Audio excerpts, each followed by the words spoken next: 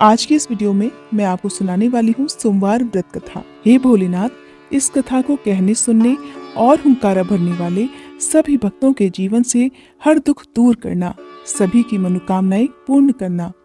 पौराणिक कथा के अनुसार एक समय की बात है, किसी नगर में एक साहूकार रहता था।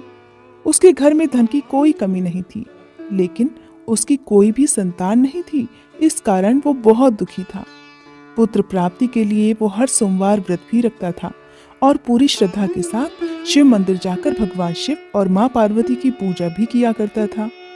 उसकी भक्ति देखकर एक दिन माँ पार्वती प्रसन्न हो गई और भगवान शिव से उस साहूकार की मनोकामना पूर्ण करने का आग्रह करने लगी।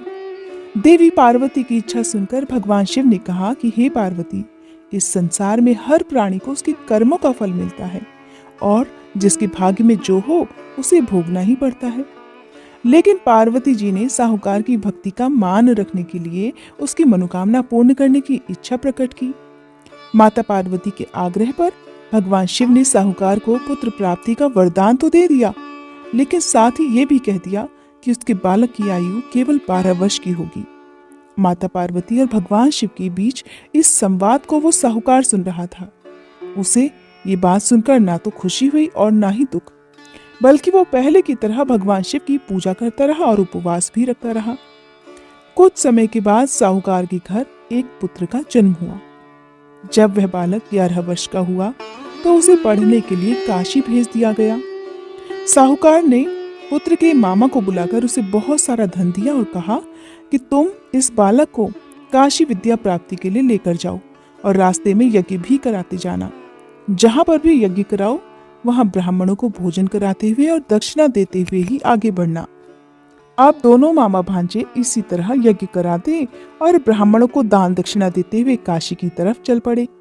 रास्ते में एक नगर पड़ा, जहां नगर के राजा की कन्या का विवाह था। लेकिन जिस राजकुमार से उसका विवाह होने वाला था वो एक आंख से काना था। राजकुमार के पिता ने अपने पुत्र के काना होने की बात को छुपाने के लिए एक चाल सोची। साहूकार के पुत्र को देखकर उसके मन में एक विचार आया। उसने सोचा, क्यों न इस लड़के को दुल्हा बनाकर राजकुमारी से विवाह करा दूं। विवाह के बाद इसको धन देकर विदा कर दूंगा और राजकुमारी को अपने नगर ले जाऊंगा। लड़के को दूल्हे के वस्त्र पहनाकर राजकुमारी से विवाह करा दिया गया। लेकिन साहूकार का पुत्र ईमानदार था, उसे ये बात बिल्कुल ठीक नहीं लगी। उसने अवसर पाकर मंडप में ही राजकुमारी के चुन्नी के पल्ले पर लिख दिया कि तुम्हारा विवाह तो मेरे साथ हुआ है, लेकिन जिस राजकुमार के संग तुम्हें भेजा जाएगा वो एक आंख से काना है। मैं तो काशी पढ़ने जा रहा हूँ।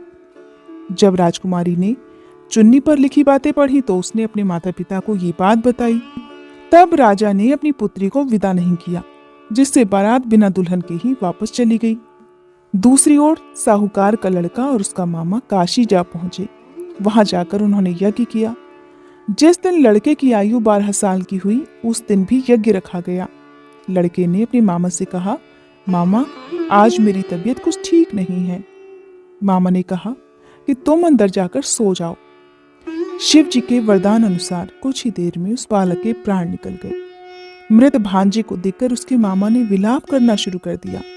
संयोगवश उसी समय शिव जी और माता पार्वती उधर से जा रहे थे। माता पार्वती ने भगवान शिव से कहा, हे स्वामी, मुझे इस व्यक्ति के रोने का स्वर सहन नहीं हो रहा। आप कृपया इस व्यक्ति के कष्ट को अवश्य दूर करिए। जब भगवान शिव मृत बालक के पास गए तो कहने लगे कि ये तो उसी साहूकार का पुत्र है जिसे मैंने 12 वर्ष की आयु का वरदान दिया। हे देवी पार्वती, अब इस बालक की आयु पूरी हो चुकी है। लेकिन ममता से विभोर होकर माता पार्वती जी कहने लगी, हे महादेव, आप तो सभी के दुख दूर करते हैं, अपने भक्तों की मनोकामनाएं पूर्ण करते हैं। कृपया आप इस बालक को दीर्घायु होने का वरदान प्रदान करें, अन्यथा इसके वियोग में तो इसके माता पिता भी तड़प तड़प कर मर जाएंगे। माता पार्वती के आग्रह पर भगवान शिव ने उस लड़के को पुनर्जीवन होने का वरदान दे दिया। भगवान शिव की कृपा से वह लड़का जीवित हो गया। शिक्षा समाप्त करके लड़का अपने मामा के साथ वापस अपने नगर की ओर चल दिया। दोनों चलते हुए उसी नगर में जा पहुंचे जहां उसका विवाह हुआ था। उस नगर में भी उन्होंने यज्ञ का आयोजन किया। उस लड़के के ससुर ने उसे वहां पहचान लिया।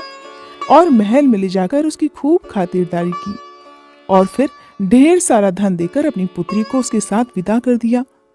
इधर साहूकार और उसकी पत्नी भूखे प्यासे रहकर अपने बेटे के आने की प्रतीक्षा कर रहे थे। उन्होंने प्रतिज्ञा ले रखी थी कि यदि उन्हें अपने बेटे की मृत्यु का समाचार मिला तो वो भी प्राण त्याग देंगे। परंतु अपने बेटे के जीवित होने का शुभ समाचार पाकर वे बहुत प्रसन्न हुए। उसी रात को भगवान शिव ने व्यापारी के स्वप्न में आकर कहा, हे श्रेष्ठी, मैंने तेरे सोमवार के व्रत करने और व्रत कथा सुनने से प्रसन्न होकर तेरे पुत्र को लंबी आयु प्रदान की है। और इस प्रकार जो भी भक्त सच्चे मन से सोमवार का व्रत रखता है या इस कथा को सुनता है और पढ़ता है, उसके सभी दुख भगवान शिव दूर कर देते हैं और सभी मनोकामनाएं भी पूर्ण कर देते हैं। हे भोलेनाथ, जिस तरह से आपने साहूकार के दुख को दूर किया, उसी तरह से इस कथा को सुनने वाले सभी भक्तों के दुख दूर करना।